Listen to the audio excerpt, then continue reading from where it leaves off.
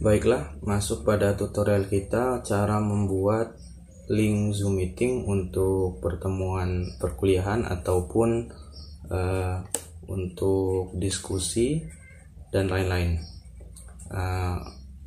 Di sini sudah ada tampilan awal dari Zoom meeting. Jika teman-teman membuka Zoom meeting di Android, maka tampilannya akan seperti ini, tampilan awalnya.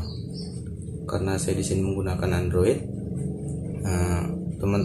ini tutorial ini hanya untuk teman-teman yang sudah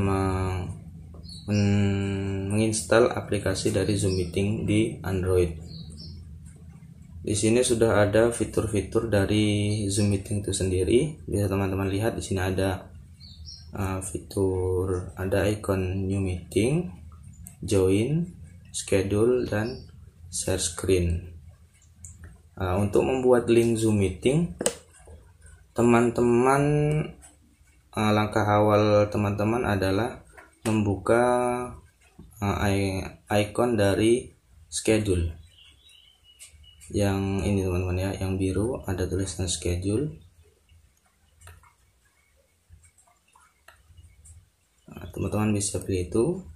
Jika teman-teman buka, teman-teman akan mendapati tampilan seperti ini, schedule meeting.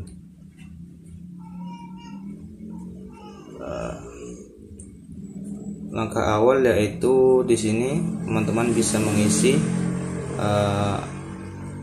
judul dari meeting teman-teman ataupun apa yang teman-teman ingin buat. Seperti misalnya saya di sini untuk perkuliahan, misalnya mungkin pendidikan literasi digital. Setelah itu ini, dan di sini teman-teman bisa menentukan pada di bawahnya ada date. Teman-teman bisa menentukan tanggal kapan teman-teman ingin melakukan diskusi dan meeting. Ini kita tetapkan aja tanggal 28 Mei ya. Karena sekarang tanggal 28 Mei. Di sini teman-teman bisa menentukan dari jam berapa kita mau memulai meeting. Di sini kita buat saja tetap jam 11. Teman-teman bisa mengganti jam berapa sesuai kebutuhan teman-teman. Kemudian ada ini adalah waktu habis dari Zoom teman-teman. Untuk Zoom yang biasa atau tidak premium seperti yang punya saya ini, hanya maksimal sekitar 30 menit sampai 45 menit untuk Zoom meeting. Cuman kalau teman-teman menginginkan yang lebih banyak, teman-teman bisa mengakses Zoom yang premium. Di sini bisa teman-teman sesuaikan juga pada zonanya. Zona ini untuk waktu ya, kita pakai Jakarta. Repeat untuk pengulangan. Kemudian user personal.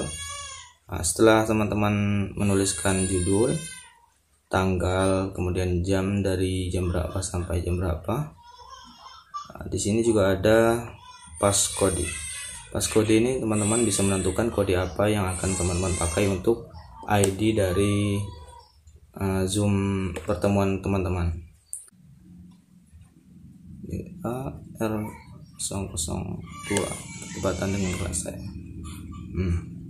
Kemudian di sini juga ada fitur waiting room, yang mana fitur waiting room ini seperti yang kita ketahui berfungsi untuk membuat peserta tidak akan masuk secara langsung meskipun peserta tersebut sudah memiliki ID dan password untuk bergabung ke dalam meeting sebelum menunggu keputusan. Jadi di sini sudah ada fitur waiting room ini, seperti teman-teman misalnya mau mengadakan interview yang di situ pesertanya lebih dari satu dan membutuhkan ruang tunggu, teman-teman bisa menggunakan mode waiting room ini.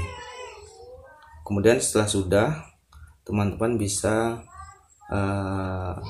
menekan mode down. Setelah selesai, kalau setelah teman-teman memencet down tadi, menekan down tadi, teman-teman akan mendapati tampilan seperti ini. Nah, ini teman-teman silahkan ditekan, terserah ya mau di mana aja. Untuk share dari link ini sendiri, teman-teman bisa memilih icon invite ya. Bisa teman-teman klik copy to clipboard, kemudian kembali. Teman-teman bisa melihat hasil dari link Zoom yang teman-teman buat tadi pada fitur meeting. Di sini sudah ada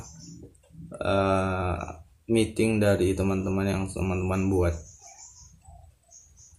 Mungkin untuk pembuatannya, link tadi teman-teman bisa nge-share ke mana, misalnya ke WA yang teman-teman suka, kemudian selesai.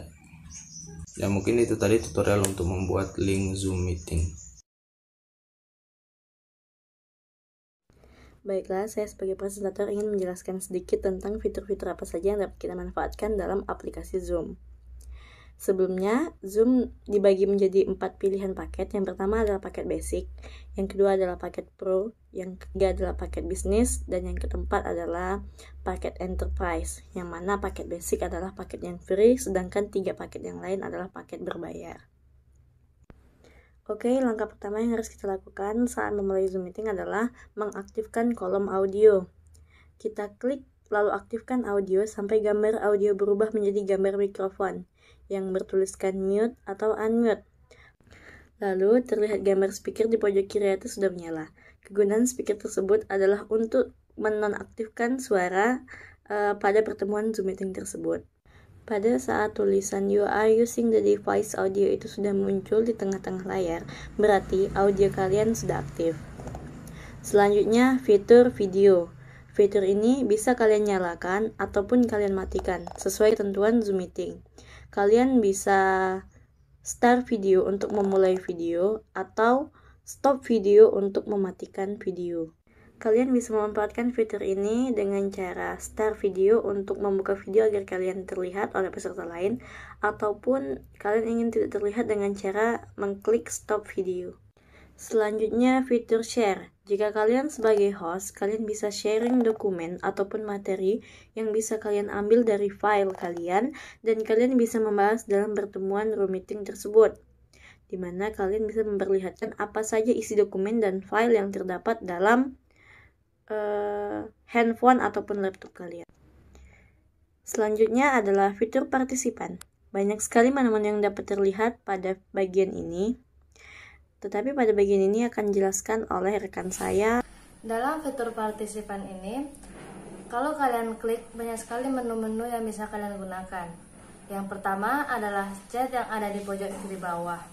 Menu chat ini, jika kalian ingin berkomunikasi secara tertulis kepada peserta grup atau peserta lainnya, chat yang ditulis bisa untuk umum ataupun untuk personal. Tinggal diubah settingannya, ada everyone dan ada private.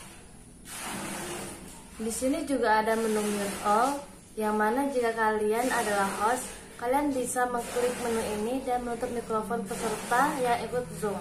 Setelah kalian klik menu tersebut, maka muncul notifikasi allow participant all themselves. Yang terakhir adalah menu more atau titik 3. Di dalam menu more ini ada tulisan disconnect audio yang berfungsi untuk mematikan seluruh audio partisipan. Tidak dapat mendengar ataupun apapun saat meeting berjalan. Setelah itu ada meeting setting. Di dalam meeting setting terdapat menu-menu yang di dalamnya. Kemudian ada fitur minimize meeting, yang mana jika kita menggunakan smartphone, fitur ini digunakan untuk layar mengambang. Setelah itu ada fitur raise hand untuk mengajukan diri dalam forum tanya jawab, dan fitur emoji untuk memberikan ekspresi.